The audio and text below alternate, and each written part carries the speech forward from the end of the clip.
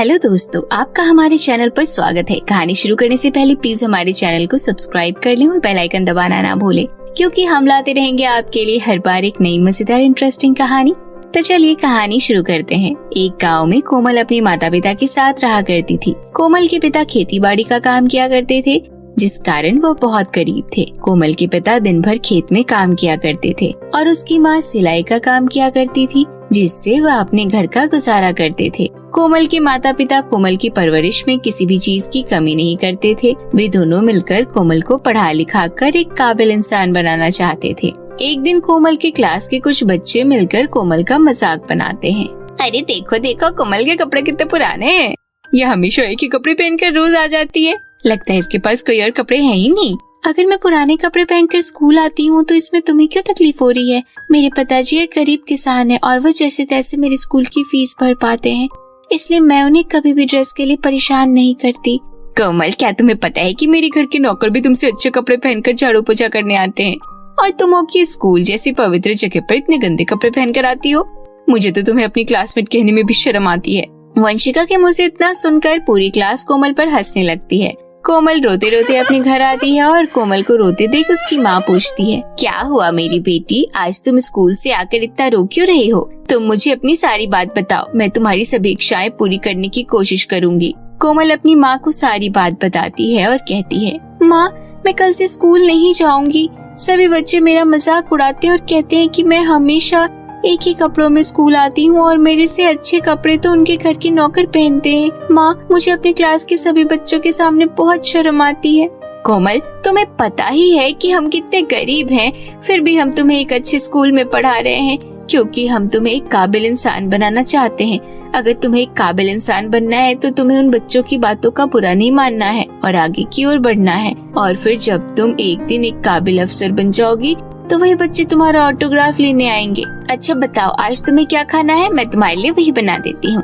माँ, मुझे कुछ नहीं खाना, मुझे भूख नहीं लगी है। कोई बात नहीं मेरी बच्ची, ये लो तुम 20 रुपए बाहर से कुछ खरीद कर खा लो और बाकी के पैसे मुझे लौटा देना। कोमल बाहर जाकर आइसक्रीम खाने लगती है। आइसक्रीम खाने के बाद जो पैसे बचते हैं वो अपने पास रख लेती है और घर आने लगती है कि तभी रास्ते में वह देखती है कि एक बूढ़ी औरत अपना कुछ भारी सामान लेकर जा रही होती है।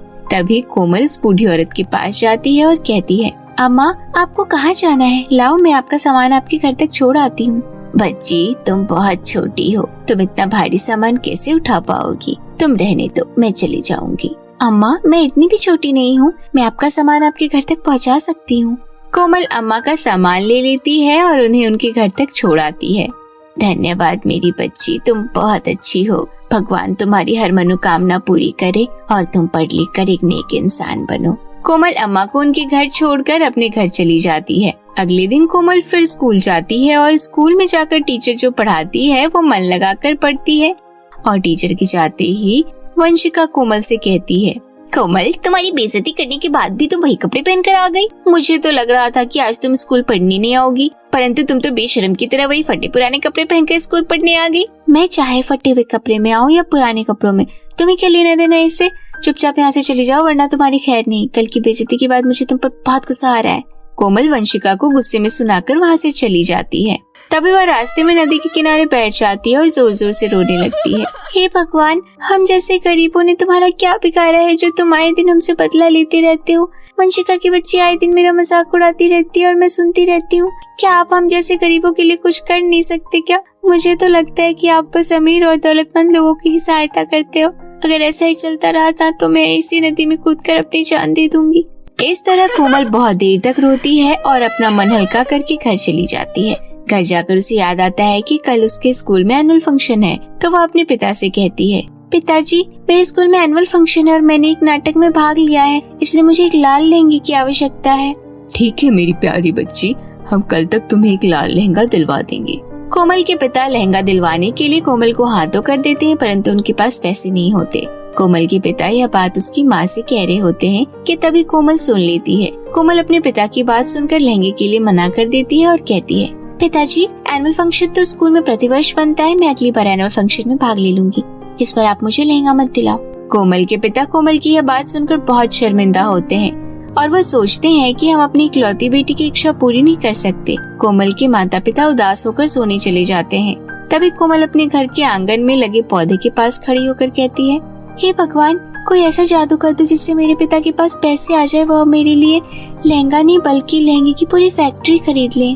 तभी यह बात वह पौधा सुन लेता है और उसमें से एक परी प्रकट होती है और वह कोमल से कहती है, कोमल, तुम बहुत ही नेक इंसान हो और तुम हमेशा दूसरों की मदद करती रहती हो। मैं तुमसे खुश होकर यह एक बीज देना चाहती हूँ।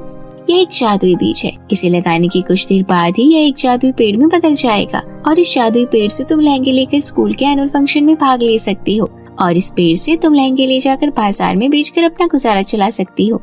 कोमल उस बीज को लेकर परी का धन्यवाद करती है और बीज को अपने ही आंगन में लगा देती है और सोने चली जाती है। जब वह सुबह उठती है तो वह अपने आंगन में देखती है कि एक लहंगे का पेड़ लगा हुआ है और उस पर बहुत सारे लहंगे हैं।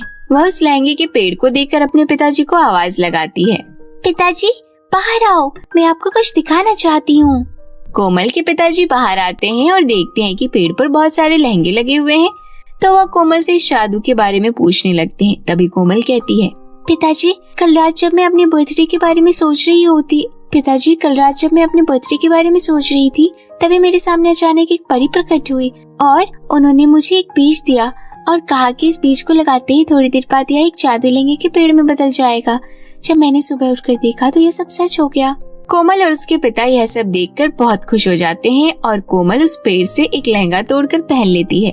कोमल वह लहंगा पहनकर बहुत खूबसूरत लग रही थी। फिर कोमल अपने स्कूल के एनुअल फंक्शन में चली जाती है और कोमल के पिताजी बाकी के बचे हुए लहंगों को ले जाकर बाजार में बेच देते हैं, जिससे रोज उनकी अच्छी कमाई होने लगती है और वह खुशी खुशी रहने लगते हैं। तो मेरे प्यारे दोस्तों, कैसी लगी आपको हमारी यह कहानी? हमें कमेंट करके जरूर बताइएगा। अगर आपको हमारी यह कहानी अच्छी लगी हो तो इसे अपने दोस्तों के साथ भी शेयर कीजिएगा। ऐसी ही नई इंटरेस्टिंग हिंदी कहानियाँ देखने के लिए हमारे चैनल को सब्सक्राइब करें। तो फिर मिलती हूँ आपसे एक नई कहानी के साथ। तब तक के लिए बाय बाय दोस्तों।